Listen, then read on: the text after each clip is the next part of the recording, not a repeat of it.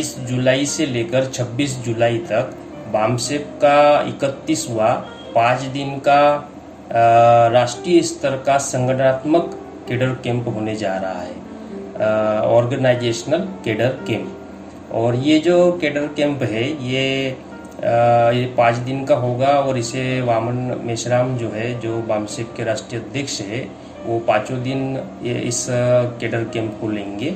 गोरीविका palace विशाल residency hotel Palampur Himachal Pradesh में रखा गया है। अब ये जो ऑर्गेनाइजेशनल कैडर कैंप है, तो मैं ये बताना चाहता हूँ कि बामसेफ में 2 प्रकार के कैडर कैंप चलाए जाते हैं। एक तो होता है हिस्टोरिकल कैडर कैंप। अब ये हिस्टोरिकल कैडर कैंप में क्या होता है कि जो हमारे भारत देश का 3000 साल का जो इतिहास है और मूल रूप से बुद्धा के आंदोलन से प्राचीन भारत का इतिहास आंदोलन की दृष्टि से उसकी शुरुआत होती है। तो बुद्धा से लेकर आज तक का स्टेप बाय स्टेप पूरा इतिहास और उसमें बहुजन समाज का, बहुजनों के महापुरुषों द्वारा चलाए गए आंदोलन और ब्राह्मणों द्वारा किए गए षड्यंत्र, उस आंदोलन को समाप्त करने के लिए उन्होंने क्या क्या कैसे कैसे रणनीति अपनाई। तो ये पूरी जानकारी जो है वो बुद्धा के आंदोलन से लेकर अभी वर्तमान तक की पूरी जानकारी हिस्टोरिकल कैडर कैंप में दी जाती है। और साथ में फिर आज के समय में हमें क्या करना है, फिर बामसेफ क्यों बनाया, उसका क्या लक्ष्य है वगैरह वगैरह, ये सारी जानकारी फिर हिस्टोरिकल कैडर कैंप में दी जाती है। लेकिन अभी हिस्टोरिकल कैडर कैंप क्या है, ये एक तरीके से लोगों को जानकार बनाने का कैडर है। ये चूँकि हमारे लोग इतिहास और इतिहास की जो भी बातें जो भी एकेडमिक तरीके से पढ़ाई जाती है, तो उसमें हमारे बहुजन समाज के आंदोलन का इतिहास तो नहीं पढ़ाया जाता है, उसमें तो दूसरा इतिहास पढ़ाया जाता है। तो इसलिए जो हिस्टोरिकल कैडर कैंप है ये बामसेफ के माध्यम से चलाया जाता है। और जब हिस्टोरिकल कैडर कैंप को एक व्यक्ति एक बार सुन लेता है, तो सुनने के बाद उसके दुनिया को देखने के नज़रिए में बहुत बड़ा परिवर्तन आता है। मैंने पहली बार हिस्टोरिकल कैडर कैंप 2004 में दिल्ली में अटेंड किया था।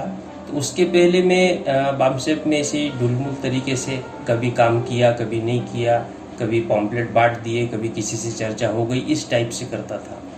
लेकिन 2004 में जब दिल्ली में गांधी भवन है, वहाँ 5 दिन का कैडर कैंप हुआ और वो वामन मेश्राम जी ने ही वो पूरा कैडर कैंप लिया था।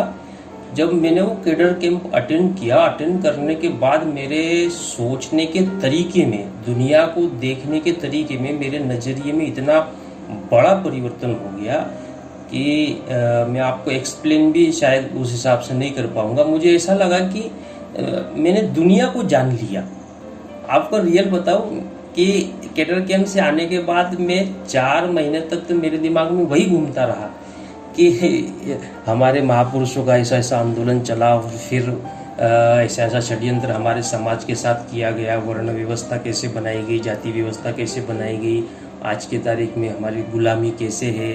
तो ये सारी दिमाग में चलता रहा। फिर उसके ऊपर किताबें पढ़ी। अच्छा, किताब पढ़ने का इंटरेस्ट भी वो कैडर कैंप होने के बाद ही मेरे अंदर जगा।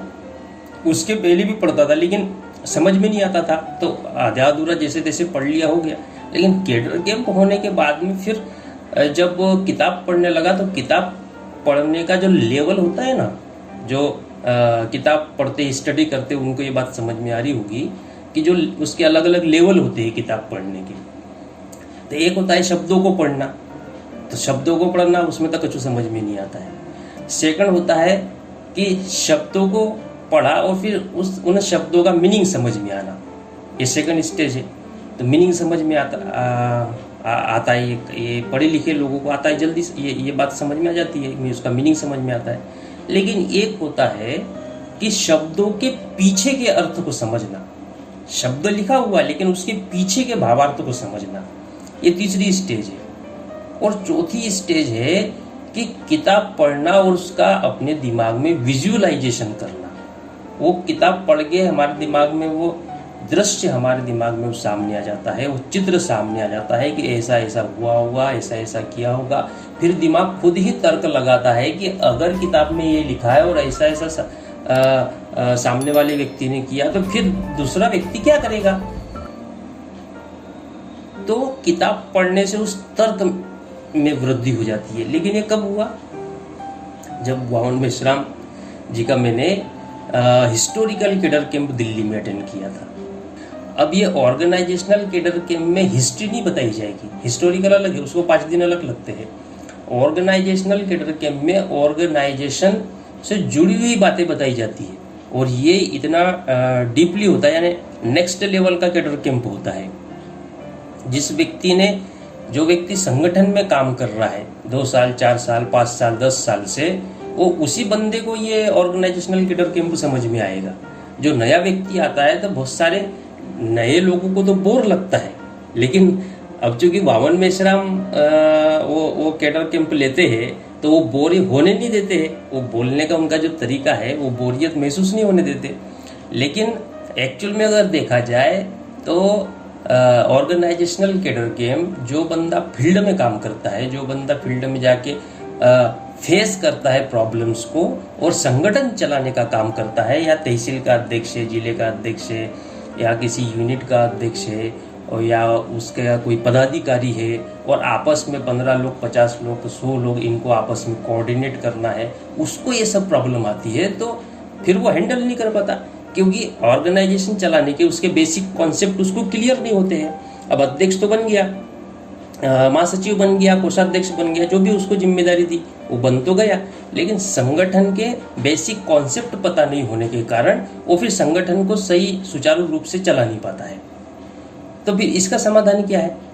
तो अब माँ के पेट से तो कोई सीख के आया नहीं ना।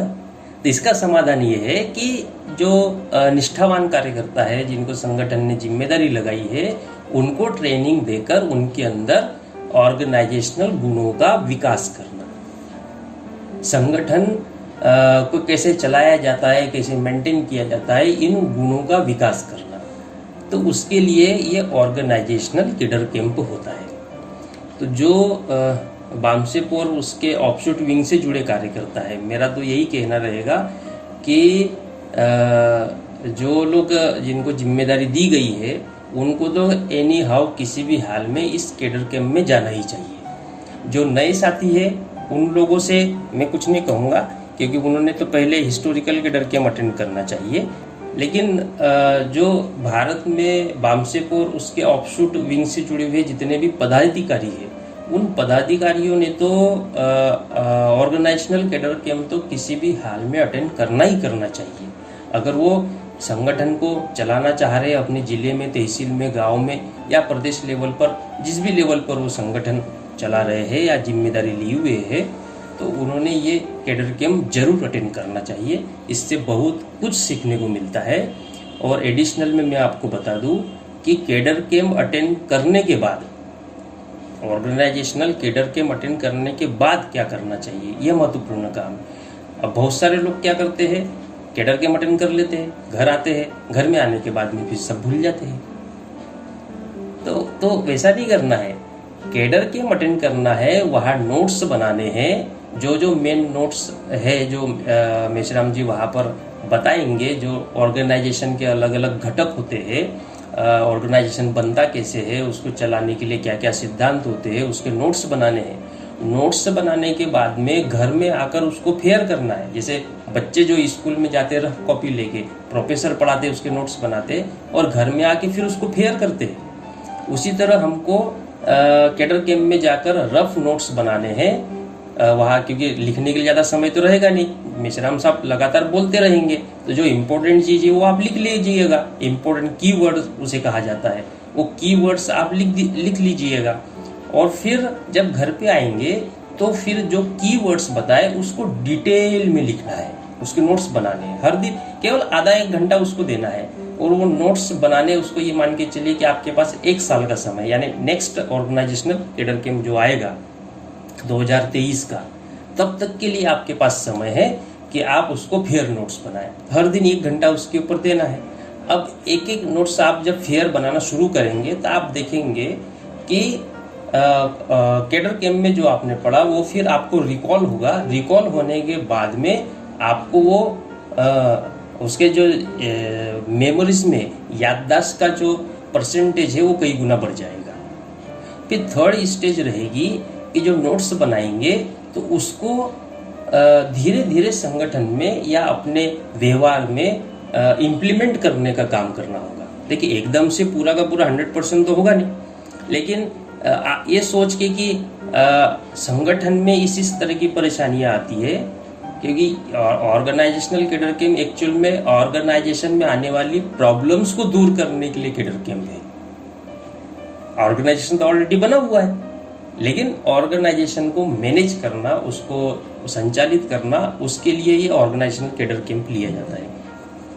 तो फिर जो आप नोट्स बनाएंगे, जो जानकारी आपको मिलेगी, उसको फिर धीरे धीरे अपने व्यवहार में और संगठन में लाने का प्रयास करिएगा।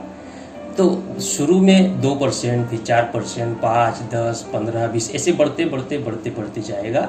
और फिर 2 साल 3 साल के अंदर, 1 साल में नहीं होने वाला, ये भूल जाइए कि कैडर कैंप ले लिया और 1 साल में चेंजेस हो गया। 2 साल 3 साल में वो धीरे धीरे आप जब उस पर नज़र बनाए रखेंगे और इम्प्रूवमेंट अपने आप का ऑर्गेनाइजेशन के हिसाब से करेंगे, तो फिर वो आपके व्यवहार में ऑर्गेनाइजेशनल कैडर कैंप का वो प्रभाव दिखाई देगा। तो इस उद्देश्य के लिए ऑर्गेनाइजेशनल कैडर कैंप रखा गया है। तो यही बात कहनी थी सभी साथियों को। नमो बुद्धाय, जय भीम, जय निवासी।